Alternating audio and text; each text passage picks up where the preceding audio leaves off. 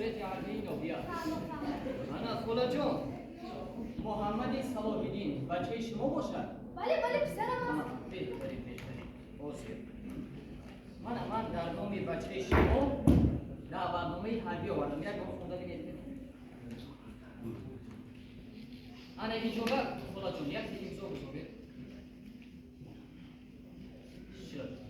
انا جون من خوب گوش کنید خولا جون اما رسو ساعتی 8 انا در کمیسریت حربی ما شما را انتظار می‌شویم همراه بچه‌تون به کمیسریت حربی می‌روید فهمو خدا جون سلامت باشید بعد یک چیز دیگر خدا جون مقصد از جهتی راه از مرکزی نوحیت تا به اینجا خیلی راهی دور است انا از جهتی مالیاتی مثال یکم راه پیروز میوید یا پول ندارید مثال یکم کمودی میشود کو و همون خاطر من اینجا رقم‌های من است انا این با زنگ زنید من خودم آمده گرفته میبرم شما یگام زحمت نکشید فهمو خدا جون سلامت باشید تشکر زیاد است سلامت باشید شما درک جان سلامت باشید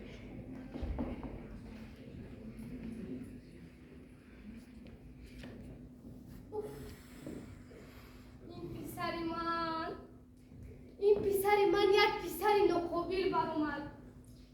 آخر من با این پسر چیکار میکرده باشم این پسر نشد که ما از روی او فخر کنیم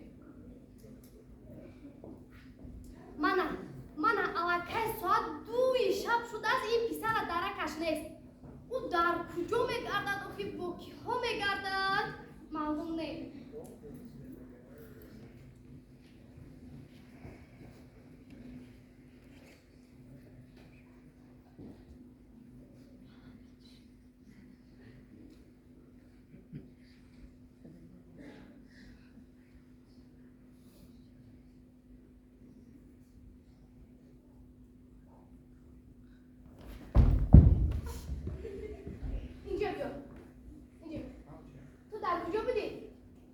با خونه یک دوستم رفتیم زودرو داشت اما با برمختر گشته اومدیم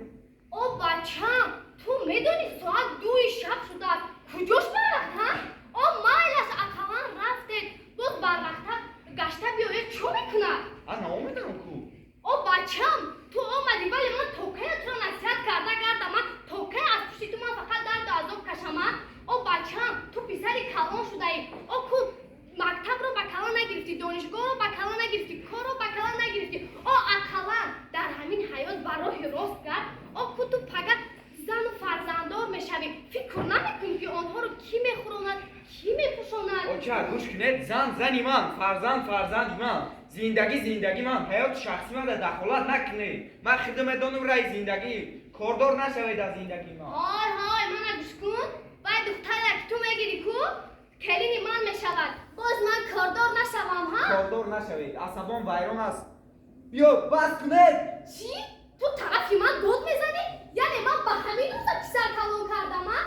اگر همین رفتارت باشد همین کارهایت باشد من تو برای پسر دیگر ندارم اوچه جان ایستید خفه نشوید رمز نزدم ایستید اوچه جان من از همین روز اعتبارا اصلاح میشوم من روزهای آخر اهمیت داده ایستادم کارهای بد رو زیاد مادر جون من اصلاح میشوم از همین روز اعتبارا من با گپ شما میکنم میشود مادر جون خیلی همین میگم مادر بخشنده است غرور دلم همین در درون دلم چیزی بود و شما برآورده گویم شما من بخشید و من دیگر همین کارهای بد رو نکنم باز چی کار کردی؟ انا اون همسیفم سمیر نام دارد کو همون اومد گفت که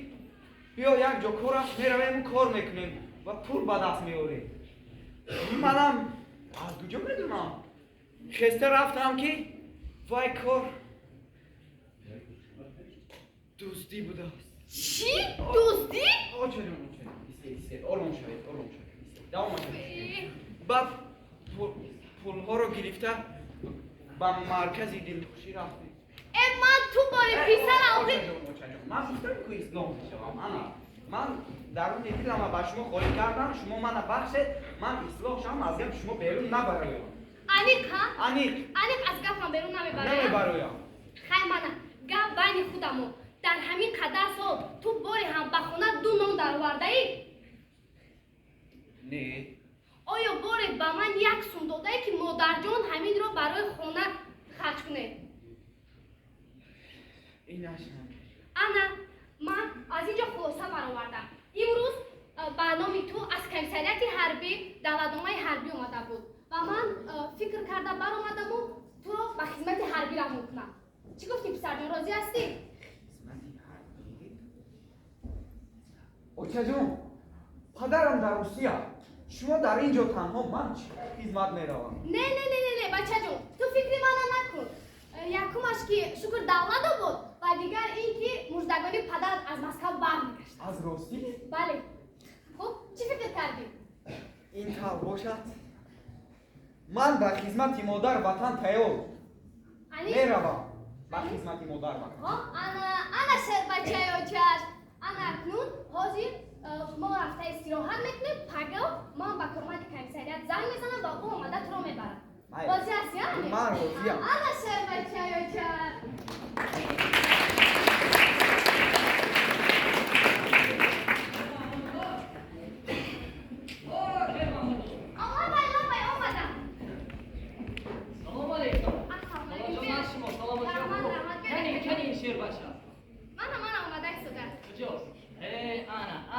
جوان مرد میگن آفرین سلام علیکم نه سلامتی ها خوب تیاری به خدمت مادر وطن بله تیارم آفرین خندت ازم انا میخیل باید که مرد انا میخیل جسارت داشتگی باشد و مثل دیگر رو گریختن نگردد آفرین خندت ازم به این دلیریه خندت ازم تو یک چیز فراموش نکن تو هیچ وقت برای من خدمت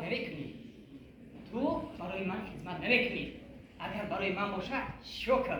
2 فرزندم خدمت کرده ایستادم انا تو به خاطر انمین مادرت خدمت میکنی فهمیدی؟ اینه فراموش نکن من شیر بچه اوچش اکنی یک بار از این بله یاد میکنم درست انا که خلا جان روی مو خیلی دور است 1 2 روی سفر دهید ما هم راه کشیدیم چی بیاست خدا سفر نیک اتون دهد بچه جان الهو خدمت رو به سر بلند تمام کرده و نزد من و پدرت برگردید آمین